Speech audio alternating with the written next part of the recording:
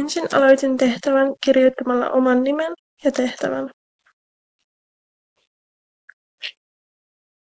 Sen jälkeen olen laittanut lisää osiosta taulukkoa lisäämällä taulukon ja kirjoittamalla sarakkeiden ja rivien määrät. Ja sitten kirjoittanut nämä muut manuaalisesti tähän. Sitten olin kirjoittanut otsikon täältä ja vaihtamalla täältä taulukko-osion ja sitten kirjoittamalla tähän.